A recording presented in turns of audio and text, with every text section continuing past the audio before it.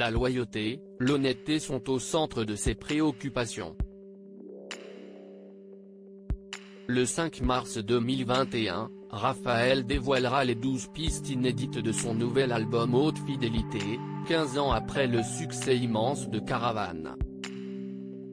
L'occasion parfaite d'évoquer la stabilité de son couple, Mélanie Thierry ayant assuré, dans les colonnes du magazine Psychologie il y a 6 ans, que de petites libertés étaient autorisées à la maison. Je ne me pose pas la question, je suis fidèle, rectifie toutefois le chanteur du côté de Marie-Claire.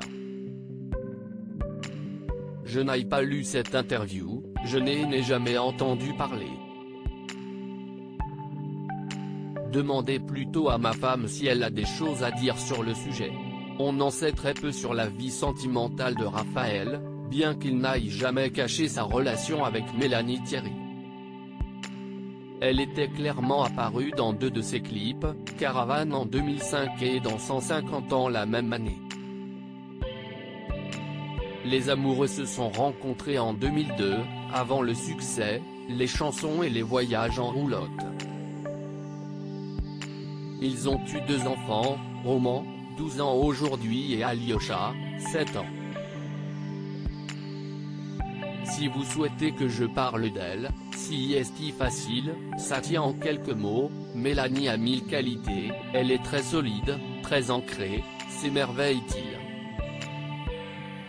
Je ne vois à peu près que des qualités en elle. Un couple est une chose intéressante qui méritait que l'on se batte pour le préserver. Quand ça marche, ça rend heureux tous les soirs mais ce n'est pas toujours facile. Nous étions pourtant en droit de nous poser des questions quant à la fidélité qu'entretiennent les tourtereaux. Interrogée à propos de son quotidien avec Raphaël, Mélanie Thierry tenait un discours qui laissait place à l'imagination. Cela n'a pas toujours été calme mais on a su résister, précisait-elle. J'ai appris à être moins possessive. Depuis que l'on a décidé de s'accorder plus de liberté, on a découvert qu'on ne prenait pas plus et que cela nous épargnait des tensions. La réalité semble être plutôt calme. Le chanteur n'a pas vraiment le goût à la fête et préfère rester à la maison, cuisiner avec ses enfants et profiter d'eux avant que ceux-ci ne prennent leur envol.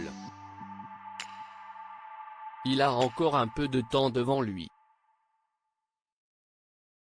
Retrouvez l'interview de Raphaël dans le magazine Marie-Claire, N°821 du 6 janvier 2021.